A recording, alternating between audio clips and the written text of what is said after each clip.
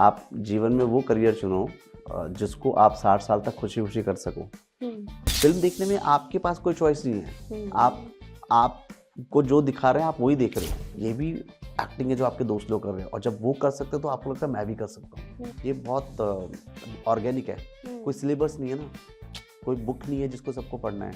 आपका जीवन, आपकी ऑब्जर्वेशंस, आपकी फीलिंग्स, ये आपकी किताब है। तो खान मार्केट में जाओ और जो कबाड़ मिल रहा है उठा के लेके आओ।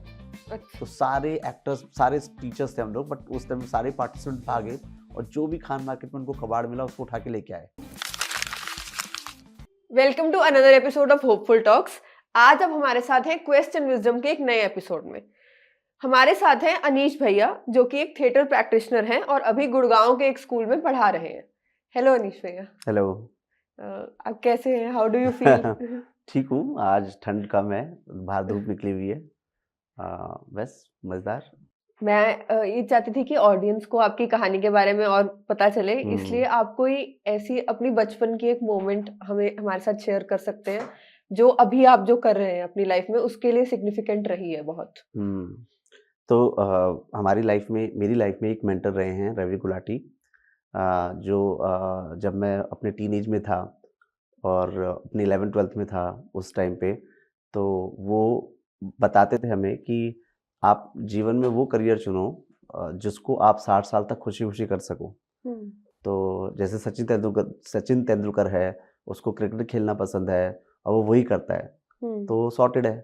तो आपको क्या करना है, अपना पैशन ढूंढिए और आप किस फील्ड में जाना चाहते हैं जिसमें जेन्युइनली आपको काम करने में मज़ा आए, आप उस दिशा में बढ़िए।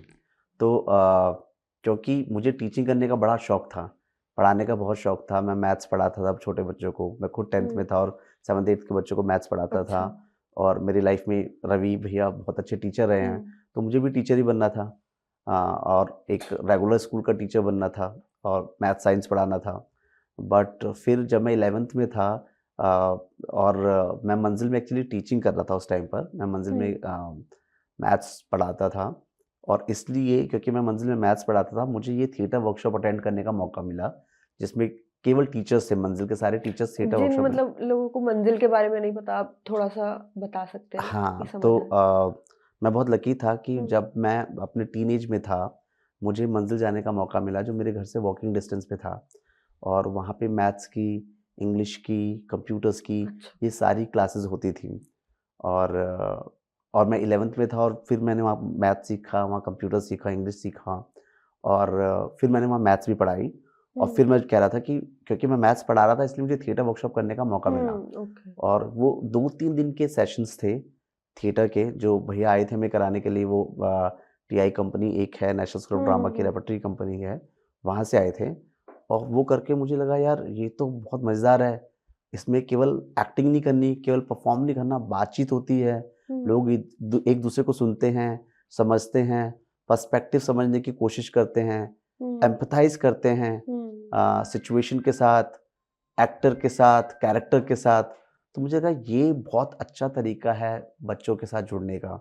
ये बहुत अच्छा तरीका है अपने आप को जानने का। तो उस वर्कशॉप ने तो मेरे को मुझसे दोबारा मिलवाया।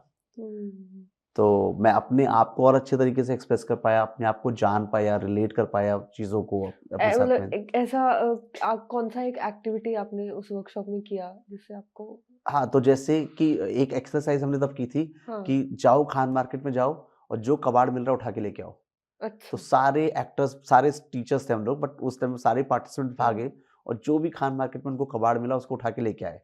उसको उठा के लेके आए, फिर उसको हमने चार्ट पेपर पे चिपकाया। और चार्ट पेपर पे जब उसको चिपकाया तो उसकी क्या खूबी है या क्या स्ट्रेंथ है, उसको अपनी स्ट्रेंथ के साथ में जोड़ना। जैसे काफ़ी सारे लोग प्लास्टिक लेके आए, बॉटल्स लेके आए, टेट्रा पैक्स लेके आए। तो वो टेट्रा पैक से उनका जीवन कैसे जुड़ा हुआ है?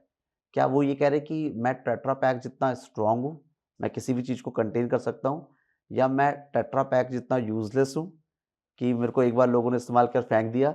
तो ये बातचीत करने का, बातचीत खोलने का बहुत स्पेस अच्छा क्रिएट स्पेस क्रिएट क्रिएट हुआ। हुआ। और किस चीज़ से आप रिलेट कर रहे हो अपने आप को? जो कूड़ा पड़ा हुआ है, जो रोड पे पड़ा हुआ है कूड़ा, जिसको आप रोज़ देखते हो पर उसके बारे में कभी ध्यान नहीं जाता। पर उसको लाना, थोड़ा साफ करना, चार्ट पेपर पे चिपकाना, उसके आस-पास अपने थॉट्स लिखना, फिर शेयर करना। तो कैसे एक छोटी सी इनपुट, जो कि कूड़ा, इस केस में कूड़ा है, कैसे आपके डायलॉग्स को, कम्युनिकेशन को बढ़ाता है। और फिर उसमें जो फैसिलिटेटर होता है, जो हमारे भैया थे, वो किस डायरेक्शन में उस बात को लेके जा रहे हैं, कहाँ लेके जा रहे हैं, उससे मुझे अपने बारे में क्या पता चल रहा है, उससे मुझे मेरे जो साथी टीचर था उसके बारे में क्या पता चल रहा है ना? तो मतलब ऐसी स्पेस नॉर्मली क्रिएट नहीं होती एकेडमिक क्लासेस अगर आप लेते हो तो। हाँ, तो जो मैं बात कहता हूँ कि थिएटर में क्या होता है, तो यूजुअली जब आप मैथ्स की क्लास कर रहे हैं, हुँ, तो यूजुअली एक कन्वेंशनल क्लास में एक टीचर है और एक टीचर और स्टूडेंट के बीच में तो ये टू वे कम्युनिकेशन है। हुँ, बट एंड और आर्ट फॉर्म में भी शायद मैक्सिमम टू वेज कम्युनिकेशन होता है।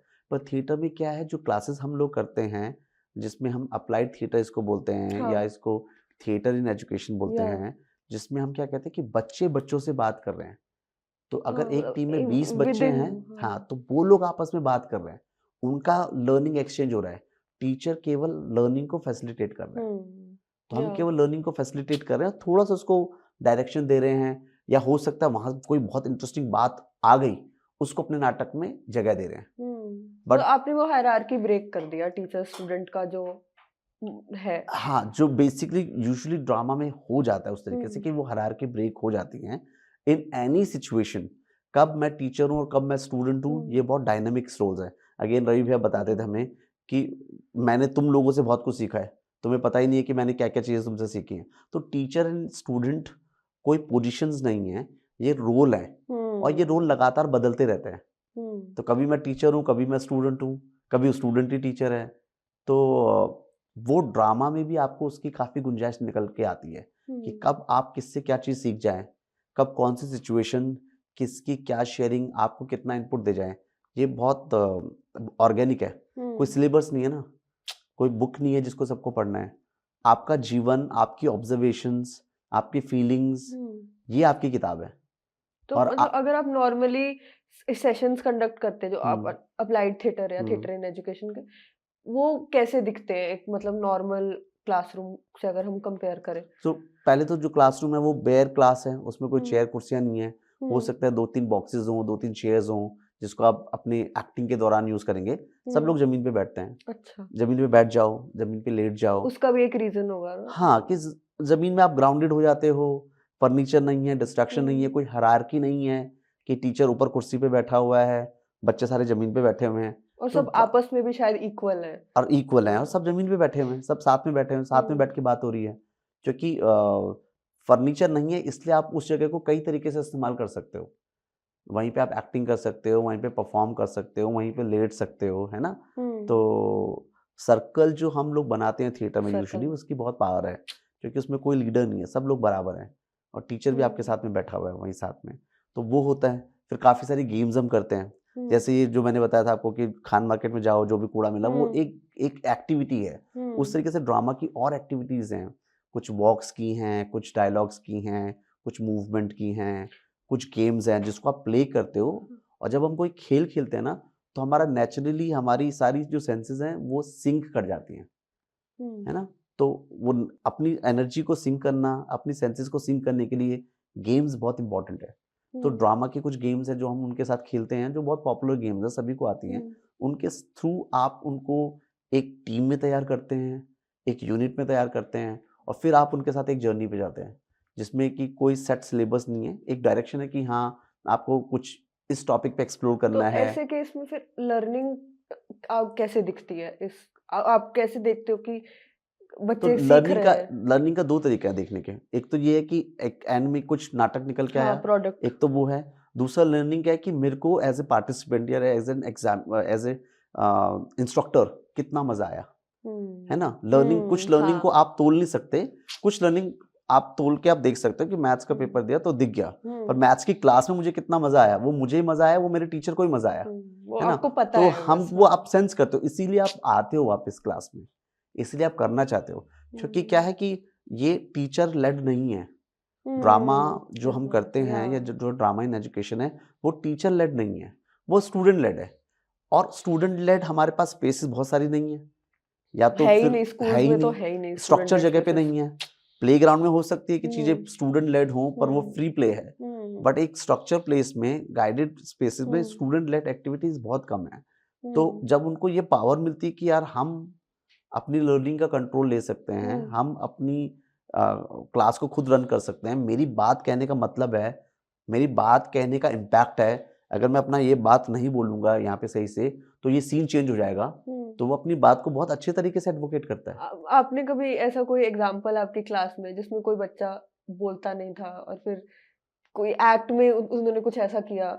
हाँ, तो एक बड़ा इंटरेस्टिंग हमारी एक स्टूडेंट थी जो ग्रेड 4 में थी अच्छा। और वो विशाखापत्तनम कहीं रहते थे और वहाँ शायद सुनामी वगैरह आया था तो उनके घर वर में पानी भी बहुत भर गया था। फिर कुछ फैमिली में और भी इश्यूज़ थे, तो उस वजह से वो लड़की काफ़ी इंट्रोवर्ट्स हो गई थी ग्रेड 4 की और वो ग्रेड 4 की लड़की मेरी क्लास में आई और वो हमेशा वो कोई भी एक्टिविटी कर लेगी पर उसके चेहरे पे एक फ्लैट फेस होता था। तो वो और हमारा वो रेगुलर क्लासेस कर रही है, ये मैं वहाँ की बता रहा हूँ जहाँ स्कूल में मैं पढ़ाता हूँ अभी आज की डेट में। तो और ये कहानी भी 6-7 साल नहीं 10 साल पहले की है। तो उस लड़की का फ्लैट फेस है, कुछ पार्टिसिपेट कर रही है पर लग रहा है कि कुछ चीज़ों को वो होल्ड बैक कर रही है, नहीं एक्सप्रेस कर पा रही। तो उस साल का जो प्ले था, का आइडिया उस लड़की के होने से हमें आया कि क्या उसके अंदर की जद्दोजहद चल रही है जो कि ऐसा है। और फिर उस साल हमने कुछ बैटल विदिन करके वो प्ले था जिसमें आपके अंदर ही आपके ऑल्टर ईगोज होते हैं, आपके अलग अलग आइडेंटिटीज होती हैं जो आपको होल्ड कर रही हैं, जो आपको रोक रही हैं। और वो नाटक हमने उसके साथ में बनाया और उसी लड़की को हमने उसमें लीड दिया। अच्छा। हाँ, मतलब उसको चाहिए नहीं था पर वही लड़की ने उसको लीड किया और उसको शायद नहीं पता कि ये उसकी कहानी है। बट अभी मैं रिफ्लेक्ट कर पा रहा हूँ कि हाँ, ये कहानी वहीं से आई क्योंकि मैंने उसको देखा और इस तरीके से वो निकल के आया कि यार ये इतनी शांत क्यों रहती है? चौथी क्लास का बच्चा तो बहुत शोर मचाता है, खुश खुश खुश रहता है, इमेजिन बहुत करते हैं शोर हम। मचाता है, बहुत खेलता है, बहुत मौके ढूँढता है भागने के, रूल्स ब्रेक करने के, किसी को परेशान करने के, कंप्लेंट करने के, वो बहाने ढूँढता है। ये नहीं कर रही, ऐसे तो क्यों नहीं कर रही? तो खैर उसके साथ वो प्ले हुआ, उसके बाद वो लड़की हर साल उसने थिएटर किया, ग्रेड 4 से लेके ग्रेड 11-12 तक। अच्छा। And she was one of our finest actress and a very good human being. या कट टू उसकी मम्मा काफ़ी प्रेज़ करती हैं कि सर थिएटर क्लास ने उसको कितना हेल्प किया, कि मतलब theatre has played wonders in her life so she could see it as तो अ पेरेंट। मतलब प्रोबेबली उसका जो भी अंदर हाँ, जो भी उसने रखा था ट्रॉमा वो रहा या इट जो कुड भी बाहर उसका आ सका। बॉटल जो भी उसने अपने आप को होल्ड कर रखा था, आई थिंक वो थिएटर में आके वो उसको रिलीज़ कर पाती थी एंड थिएटर में she used to enjoy herself. या ना उसने उसके बाद तो उसने हर नाटक में ऑलमोस्ट लीड रोल ही प्ले किए हैं या उसने बैक एंड का काफ़ी काम किया है, जो असिस्टेंट डायरेक्शंस का है या लाइटिंग है या साउंड है। तो आप जब करते हुँ, हो एक्टिंग या स्टेज पे जब आप जाते हुँ। हो, आपको मतलब कैसे ये जो प्रोसेस होता है कि अंदर का जो भी आपने अंदर रखा हुआ है उसको रिलीज कर पाना, वो कैथारसिस वाला जो मोमेंट होता है? देखो 2 तरीके हैं इसमें, एक तो है थिएटर फॉर पर्सनैलिटी डेवलपमेंट या theatre for my own personal growth, या उसका प्रोसेस अलग है और एक परफॉर्मिंग इन अ रेperटरी कंपनी का प्रोसेस अलग है या जब आप थिएटर को एज़ ए प्रोफेशनली बहुत सीरियसली लेते हो, तो आप उसमें एक्सेल करना चाहते हो, उसमें बेहतर करना चाहते हो, अपनी तरक्की करना चाहते हो, वो है। एक है एन्जॉयमेंट ऑफ ड्रामा, उसमें भी होता है और दूसरा है सीरियस थिएटर जिसमें आप 8-8 घंटे रिहर्सल्स करते हो, रोज़ शोज़ करते हो, it becomes part of your job, या है ना? और फिर उस पार्ट ऑफ योर जॉब में आपको अपने लिए एक मीनिंग ढूँढनी पड़ती है कि यार चलो 6 साल हो गए मैं नाटक कर रहा हूँ, नाटक पे नाटक कर रहा हूँ क्या पर मेरे लिए नया क्या है? मेरे लिए लर्निंग क्या है? मैं कहाँ से नया सीख रहा हूँ? तो उस पॉइंट पे आपको अपने आप को रीडिस्कवर करना पड़ता है। आप अपने आप में ढूँढना पड़ता है कि यार अब 6 साल हो गए, मैं 6 नाटक कर चुका हूँ, ये 7वाँ नाटक है, इसको मैं क्यों करूँ? वो सेम चीज दोबारा क्यों करूँ? हाँ, और सेम चीज़ है एक 7वाँ नाटक नया नाटक है तो मैं इसको क्यों करूँ? या इसमें मुझे फलाना-फलाना रोल अगर मिल रहा है, तो इस रोल को मैं क्यों करूँ? या ये रोल की इम्पोर्टेंस क्या है? या ये रोल को मैं कर रहा हूँ तो मैं इसमें क्या अलग कर सकता हूँ कि कुछ उसमें नयापन आए? मैं अपनी मीनिंग्स कैसे उसमें ढूँढूँ, है ना? अपनी लाइफ़ से उसको कैसे कनेक्ट करके देखूँ? तो वो एक एक्टर की या एक जो भी परफ़ॉर्म कर रहा है उसकी जद्दोजहद रहती ही है, कि आप जो भी परफ़ॉर्म कर रहे हो, उसमें आप ऑनेस्टी कैसे ला पाओ, उसमें ट्रुथफुलनेस से कैसे ला पाओ, वो सबका फिर अलग-अलग प्रोसेस है, हुँ, सब हुँ, एक्टर्स का अलग प्रोसेस, लंबा प्रोसेस होता है, उसके थ्रू आप हुँ, लोग करते हो।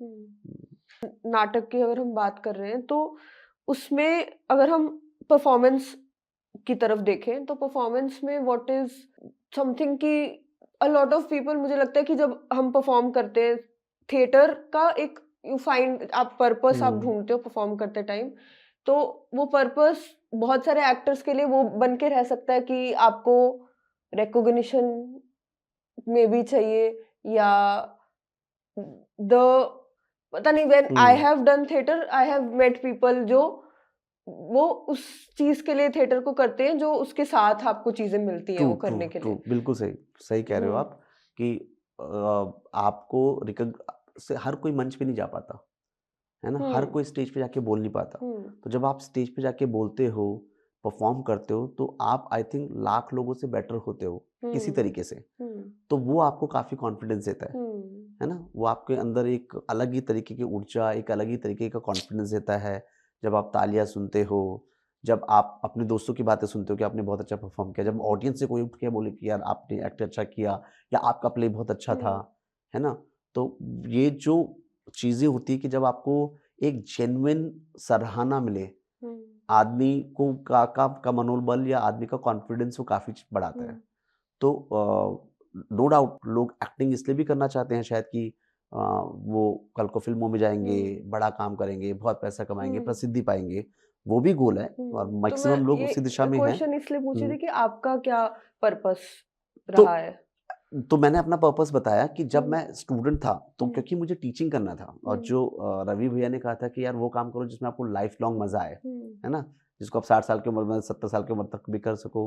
ऑफ़िस जाना एक बोर्डम ना लगे, हुँ, तो वो क्या कर सकते हो? तो मुझको टीचिंग करनी थी, हुँ, पढ़ाने का और टीचिंग इसलिए भी करनी थी क्योंकि मैं ये बैलेंस कर रहा था कि टीचिंग के थ्रू मेरा घर भी चल जाएगा और एक समाज में कुछ अच्छा काम भी हो सकता है कि मैं पढ़ाने वाला काम कर रहा हूँ, हुँ, है ना?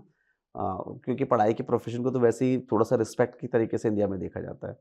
पर फिर मुझे थिएटर मिला, मुझे लगा यार ये ज़्यादा बेटर तरीका है बच्चों के साथ एंगेज करने का। हुँ, जब मैं बच्चे कह रहा हूँ तो मैं मेरी खुद की उम्र उस टाइम 18-19 साल हो गई होगी शायद। मैं आई हुँ, थिंक 2002 की 3 की बात कर रहा हूँ तो हाँ, 18-19 ईयर्स का मैं था।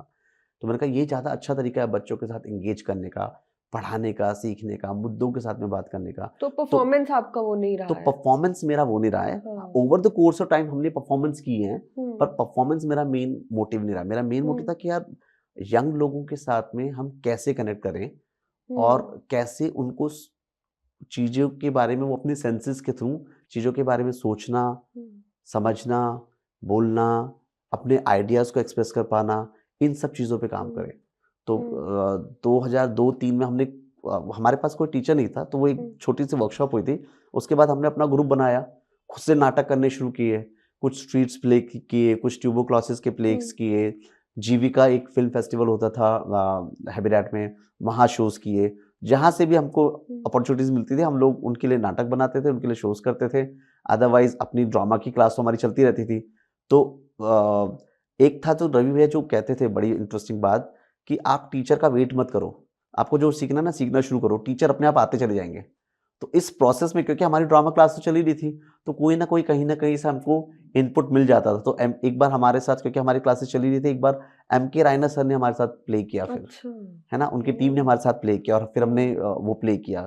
तो हुँ, उस तरीके की काफ़ी सारे हुँ, एक्सपोज़र मिले क्योंकि हम कर ही रहे थे, चाहे हुँ, कोई सिखाए या ना सिखाए, हम खुद से सीख रहे थे। हुँ, तो और क्योंकि उसमें मज़ा आ रहा था हमको रियली में अपने दोस्तों के साथ में सब जब मैं कह रहा हूँ कि हम करते थे तो सब मेरे साथ करने वाले सब मेरी एज ग्रुप के ही दोस्त थे। हुँ, तो खुद से डिसाइड करना, खुद से प्ले बनाना, सोचना, सीन बनाना, सेल्फ अपने आप को रेगुलेट करना, कोई टीचर नहीं है, कोई देखने वाला नहीं है, पर खुद से अपने आप का टाइम को मॉनिटर करना, हुँ। वो सब हमने उस ड्रामा क्लास में शुरू किया, जो क्लास आज भी चल रही है। तो हम लोग वहाँ से निकल चुके हैं, बट आज के बाद 3-4 जनरेशन्स और है जो वहाँ पर अभी भी ड्रामा करा रही है मंज़िल में। हुँ। हुँ। तो मतलब आप जब थिएटर आप करते हो तो द प्रोसेस ऑफ इट उसमें आप बहुत सारी चीज़ें मुझे लगता है कि आप सीख जाते हो और which is not coming from कि किसी आप मतलब आप किसी किताब से पढ़ रहे हो या कुछ ऐसा पढ़ रहे हो। तो देखो आप अगर अभी देखें पिछले 10-20 साल में या आप किसी भी बच्चे की हुँ, लाइफ़ देख लो, आपको क्या बोला जाता है? आपको कुछ नहीं आता, आप सीखते रहो, हुँ, सीखते रहो, सीखते रहो।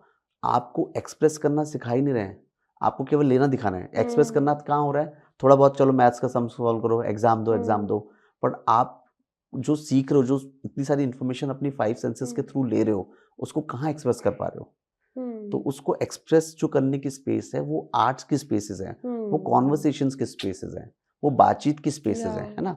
हो सकता है बच्चे फुट फील्ड में खेल रहे हों, हाँ, खेल रहे हैं, 2 घंटे हुँ, से खेल रहे हैं, क्रिकेट खेल रहे हैं, हुँ, पर वो फिज़िकल एंगेजमेंट है। वो हुँ, ये मेंटल एंगेजमेंट नहीं कि जहाँ तुम क्या सोच रहे हो और मैं क्या सोच रहा हूँ और आओ इस मुद्दे पे बात करते हैं और जो हमारी लर्निंग है, उसको हम कैसे क्रिएटिवली या तो डांस के थ्रू या गाने के थ्रू या हुँ। ड्रामा के थ्रू या एक पेंटिंग के थ्रू कैसे हम औरों के साथ में शेयर कर सकते हैं।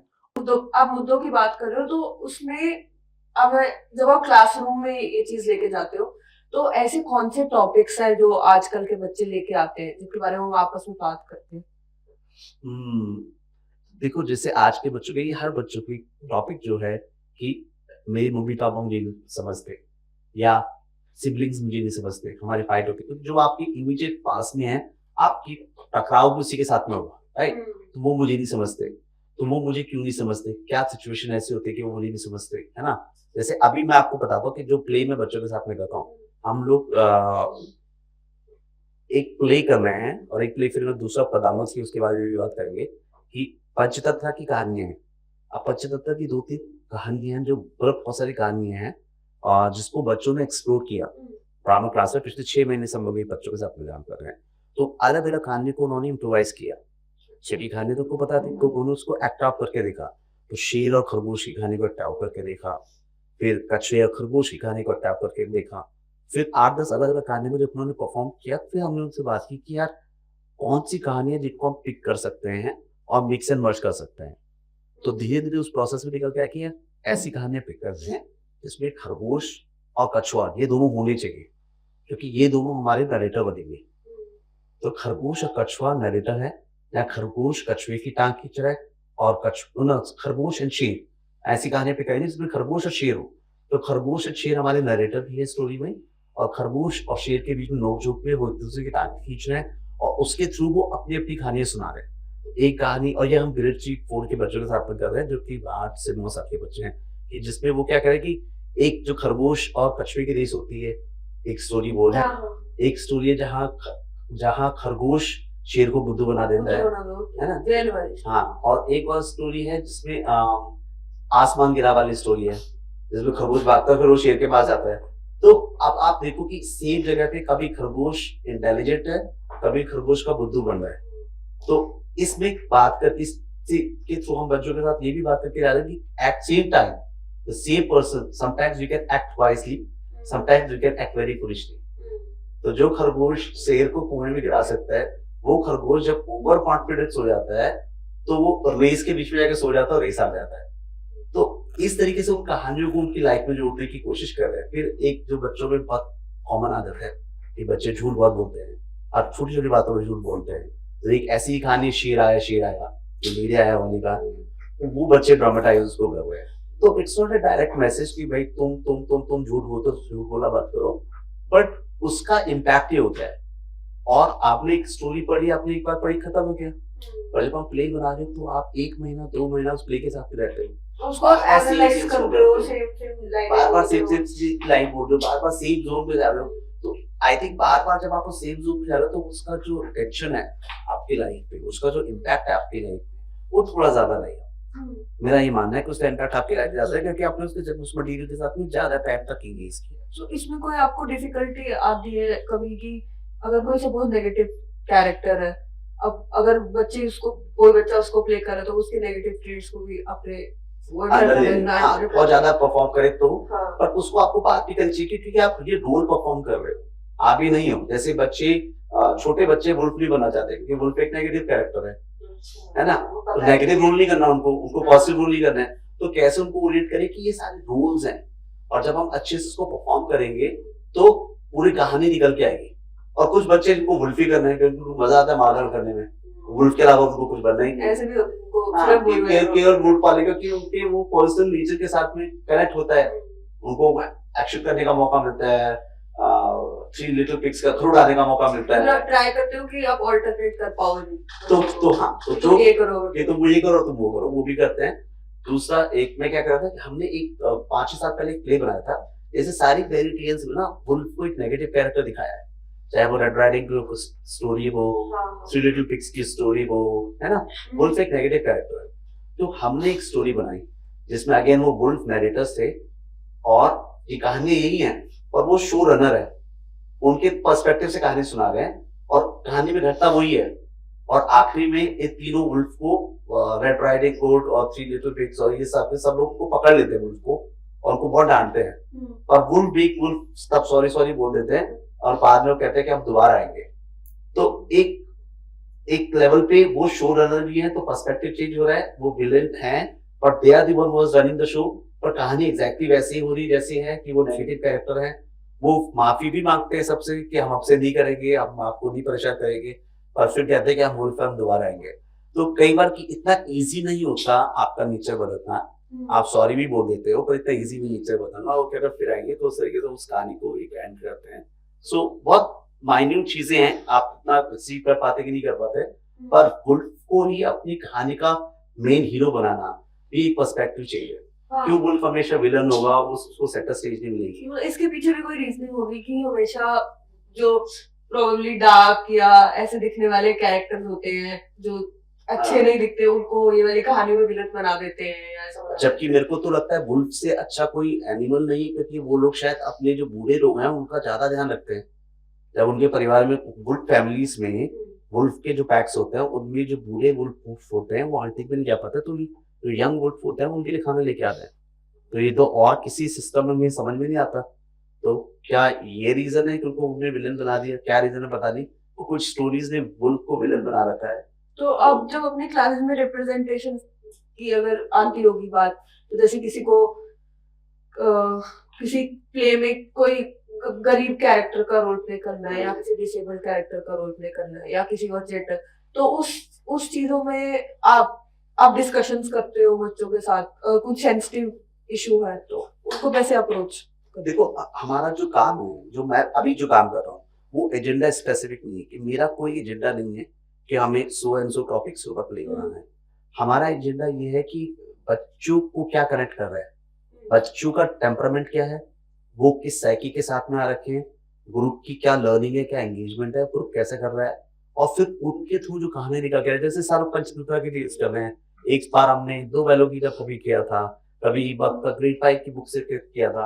तो जैसे ही बच्चों के साथ एंगेज करते हैं उसमें से निकल के आता है, क्योंकि देयर इज नो प्रेशर कि आपको ये टेक्स्ट करना है या ये टेक्स्ट बच्चों के साथ में करना है। वो काफी फ्रीडम है हमें स्कूल में, तो वो जो भी इनके थ्रू निकल के आता है उस प्रोसेस में हम ऑनेस्टली इन्वेस्ट करते हैं और उस प्रोसेस में उनकी लर्निंग होती है। तो जब वो सीन बना रहे हैं, एक्टिंग कर रहे हैं, प्रॉप्स बना रहे हैं, आइडिएट कर रहे हैं कि पहला सीन क्या हुआ, दूसरा सीन क्या हुआ, स्क्रिप्ट लिख रहे हैं और उसको रिफाइन कर रहे हैं, उस प्रोसेस में ही वो सारा कुछ सब कुछ सीख रहे हैं। तो इसमें एक और पूछना था कि आपको कैसा, व्हाट इज योर लर्निंग और लाइक आपको कैसा फील होता है जब आप अपनी क्लास में आप या अपने बच्चों को परफॉर्म करते हो या ये डिस्कशंस करते हो देखते हो जो आपने एक्सपेक्ट नहीं किया था कि कर पाएंगे या कभी?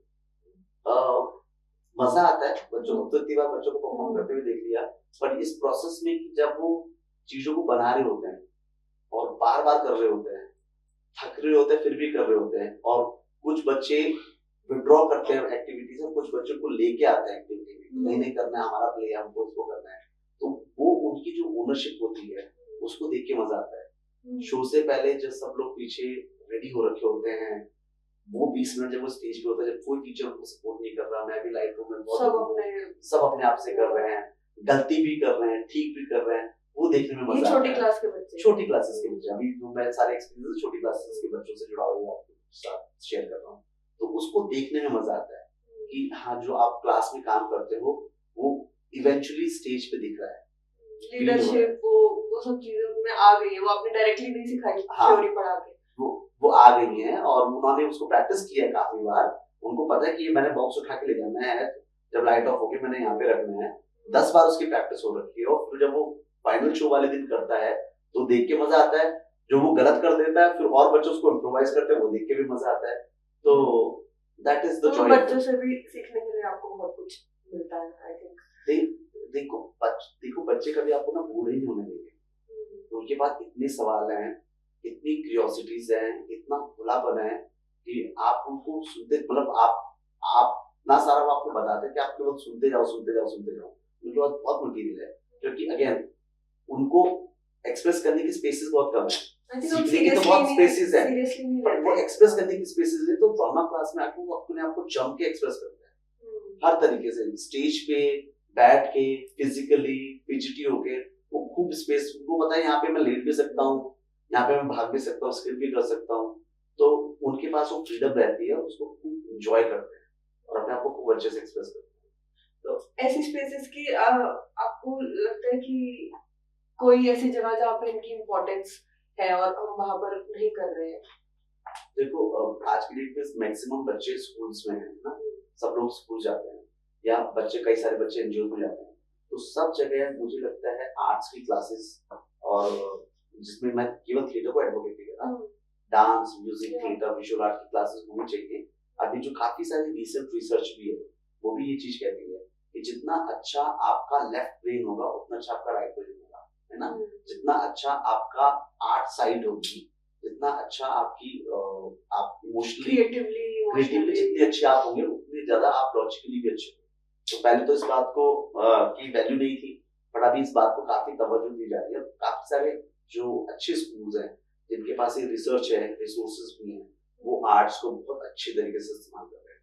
तो ऐसे नहीं कि साइंसेस, मेडिकल, हाँ, बस वही एक, वो लोग इसको बहुत अच्छे से यूज कर रहे हैं, और यही होना चाहिए कि सारे स्कूल्स, जैसे दिल्ली गवर्नमेंट ने भी अभी शुरू किया था, आर्ट्स की क्लासेस शुरू की थी, इस लेवल पे किया है। आज क्या हो रहा है मुझे आइडिया नहीं है, पर एक आइडिया बहुत अच्छा उनका शुरू हुआ था जब उन्होंने किया था। तो चाहे आप नहीं परफॉर्म कर रहे, आप अपने साथियों को परफॉर्म करते हुए देख रहे हैं, वो भी आपके लिए बहुत बड़ी लर्निंग है कि ये भी हो सकता है। नहीं तो आप क्या सीख रहे हो कि केवल यूट्यूब पे जो आता है वो परफॉर्मेंस है, या जो फिल्मों में शाहरुख खान, सलमान खान करते हैं वो परफॉर्मेंस है। नहीं, ये भी परफॉर्मेंस है जो आपके दोस्त लोग कर रहे हैं, ये भी एक्टिंग है जो आपके दोस्त लोग कर रहे हैं, और जब वो कर सकते हैं तो आपको लगता है मैं भी कर सकता हूँ। तो उनके लिए देखने के लिए इनफ स्पेसेस होनी चाहिए। अभी किसी ने मुझे फोन किया था कुछ दिन पहले कि यार मेरी 4 साल की डॉटर है, उनको नाटक दिखाने ले जाना है, क्या ले जाए। और मैंने काफी पता किया, पर कोई बच्चों के लिए नाटक थे ही नहीं। तो बच्चों के लिए नाटक भी हो, बच्चे भी नाटक कर रहे हैं। आज मैं शाम को एक नाटक देखने जा रहा हूँ, एनएसडी का, टीआई कंपनी का, उनका एक 10-12 दिन का फेस्टिवल चल रहा है, जो बच्चों ने ही नाटक तैयार किए हैं टीआई कंपनी में। और टीचर्स रहते हैं, पर वो बच्चों की कहानियां हैं, बच्चों के थ्रू इम्प्रोवाइजेशन प्रोसेस में तैयार हुआ है, तो उसका फेस्टिवल अभी चल रहा है। तो वो साल में केवल एक बार इन्हीं दिनों होता है, और एक उनका नवंबर में और होता है। उसके अलावा ज्यादा स्पेसेस नहीं है, ताकि अडल्ट्स के लिए तो होता रहता है। बट मुझे लगता है हमारे कल्चर में भी इतना नाटक देखने का हमारा पार्ट नहीं है, तो उसके बारे में जैसे मुझे लगता है जब आप एक प्ले, लाइव प्ले देखते हो जाके, स्टेज प्ले, तो उसका एक्सपीरियंस एक थिएटर में मूवी देखने वो या फोन पे बैठ के देखने से वो बहुत अलग होता है। तो वैसे स्पेसेस का आई थिंक बात, लोग जाते भी नहीं, पैसा भी नहीं खर्चना चाहते हैं एक प्ले देखने के लिए, और वही थिएटर देखने में, फिल्म देखने में आपके पास कोई चॉइस नहीं है। आपको जो दिखा रहे हैं आप वही देख रहे हो। थिएटर में आपके पास चॉइस है, यहाँ 3 एक्टर खड़े हैं, आपको किसको देखना है ना, और उनको देखने की जगह विंग्स में देखना है कि विंग्स से कौन आ रहा है, ऑडियंस की रिएक्शन को देखना है, ऑडियंस की रिएक्शन को देखना है। तो आप जूम इन कर सकते हो हर कैरेक्टर पे अपनी चॉइस के साथ, और आपको पता है कि ये सब रियल हो रहा है, आप इसको पॉज नहीं कर सकते, है ना, आप इसको दोबारा नहीं देख सकते, ये अभी होगा खत्म होगा, है ना। तो उसकी एक वैल्यू है, एक वो कनेक्शन जो एयर बनती है उस मोमेंट में, वो एक मैजिकल कनेक्शन होता है जब आप एक लाइव परफॉर्मेंस देखते हो। और बहुत कम अब ऐसे इंसिडेंट्स है कि हम इन द मोमेंट इतना ज्यादा रह पाए, रह नहीं पाते हैं। हाँ, वो क्योंकि डिस्ट्रैक्शंस आपकी लाइफ में इतनी सारी। बट तो what is your this one thing कि आप अपने काम के जरिए उसके लिए आपका क्या होप है, और इन जनरल वर्ल्ड के लिए? तो देखो, मेरी जो बिगेस्ट होप है कि हर सोसाइटी में जो जी गए, जो बड़े हो गए वो तो हो गए, पर जो युवा हैं, जो बच्चे हैं, वो आपकी होप है ना, जो कि उन्होंने भी दुनिया देखी नहीं है, वो दुनिया को नई तरीके से देख सकते हैं, नई तरीके से पेंट कर सकते हैं, नई तरीके से सीखना सीख सकते हैं, सिखा सकते हैं। तो बच्चे होप है, और उसमें क्या है कि जो आपकी आर्ट्स है, जो आपको ह्यूमन बनाती है, जो आपकी बॉडी को काम से जोड़ती है। कि अभी आप मैक्सिमम देखो, आपका ब्रेन जुड़ता है। आप मैथ्स कर रहे हो तो ब्रेन से कर रहे हो, आप कंप्यूटर कर रहे हो तो ब्रेन से कर रहे हो, आप हाई पेइंग जॉब कर रहे हो तो ब्रेन से कर रहे हो। आपके फिजिकल बॉडी की इंपॉर्टेंस बहुत खत्म हो गई है ना। तो बट जो आर्ट्स है वो आपकी बॉडी को लेके आते हैं, आपके पूरे शरीर की वैल्यू करते हैं, अवेयरनेस बढ़ जाती है, मुझे लगता है आपकी अवेयरनेस बढ़ जाती है, आपकी पूरी बॉडी की बात होती है उसमें, केवल हेड की बात नहीं है।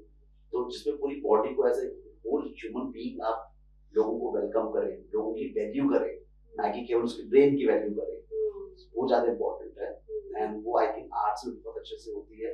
तो जितनी अपने आर्ट्स आसपास को ऑब्जर्व भी करो, observation और जितनी भी आपके आसपास आर्ट्स की स्पेसेस निकल के आएंगी, जिसमें बच्चे अपने आप को एक्सप्रेस कर पाए और जिसमें कोई सिखा नहीं रहा है। कई बार ये भी होता है कि आप एक्टिंग ऐसे ही करो, इतना ही चलो, इतना ही बोलो, इतना ही देखो, से ज्यादा अच्छा है कि वो आप उनको फ्री स्पेस दो जिसमें वो खुद से अपने आप को एक्सप्रेस करें। और सारी एज लॉन्ग एज सब आर्ट में कोई सही है कोई गलत नहीं है, एज लॉन्ग एज आपको मजा आ रहा है और आप उसमें मीनिंग ढूंढ पा रहे हैं अपने लिए, तो वो जायज है, आप उसको करिए। अब वो आपके ब्रेन के लिए अच्छा है, आपके ओवरऑल हेल्थ के लिए बहुत अच्छा है, आपको कई बार काम डाउन करता है ना, आपके ब्रेन को काम डाउन करता है। तो यही मेरी होप है कि आर्ट्स और बढ़े और हर बच्चे तक पहुंचे, सब लोगों तक पहुंचे, बल्कि हर एज ग्रुप तक पहुंचे। जिन लोगों जो अभी ओल्ड हो गए हैं, 60s में 70s में हैं, उन लोगों तक भी थिएटर पहुंचे, उन लोगों तक भी म्यूजिक पहुंचे, ताकि वो अपनी जो चीजें शायद उन्होंने मिस कर दी है उसको वो जी पाए। इसी साथ मैं कहना चाहूंगा, मैंने इस साल स्कूल में अपने प्ले किया पेरेंट्स के साथ में। अच्छा। तो जो पेरेंट जो 20-25 साल पहले जो कभी ड्रामा किसी ने किया था या नहीं किया था, जो छूट गए थे सारी उनकी आर्ट एंड क्राफ्ट क्लासेस, अभी उन्होंने 3 महीने का प्रोसेस हमारे साथ किया and then they performed on the stage. 200-300 लोग उनके फ्रेंड्स आए थे देखने के लिए, उन्होंने देखा, उन सबके लिए बहुत अच्छा वो एक्सपीरियंस था। तो उसमें काफी लोग पुराने थे जो कि, क्योंकि हमारा रेगुलर इवेंट है स्कूल का जिसमें पेरेंट्स आते हैं, वो नाटक करते हैं, परफॉर्म करते हैं, तो 3-4 लोग जो नए पहली बार जुड़े थे उनके लिए वो एक वाव मोमेंट था। इतने सालों में हमने कभी आर्ट्स नहीं की, स्कूल में थोड़ा बहुत किया था, पर अब हमें करने का मौका मिला है। किसी ने तो बिल्कुल नहीं किया था और अब उन्होंने डिस्कवर किया कि यार ये मैं कर सकता था। ये सोच पता नहीं किसी ने अपने 50s तक टच ही नहीं किया है। हाँ, नहीं किया और उनको लगता है कि यार ये मैं कर सकता था, पर हमारे टाइम पे ये हमारे पास अवेयरनेस नहीं थी, हमारे पास इंफॉर्मेशन नहीं थी, पर उन्होंने किया, उनको बहुत मजा आया। आप अगले साल दोबारा करेंगे। तो हर एज ग्रुप को आर्ट्स करना चाहिए, कोई आर्ट्स केवल बच्चों के लिए नहीं है, सभी के लिए, हर एज ग्रुप के लिए important. Thank you so much sir for coming to a podcast. I think आप अपने काम से बहुत सारे लोगों की, बहुत सारे बच्चों की लाइफ में you are adding happiness, so that is what matters and we are glad you were here with us. Thank you. Pleasure is all mine. Thank you.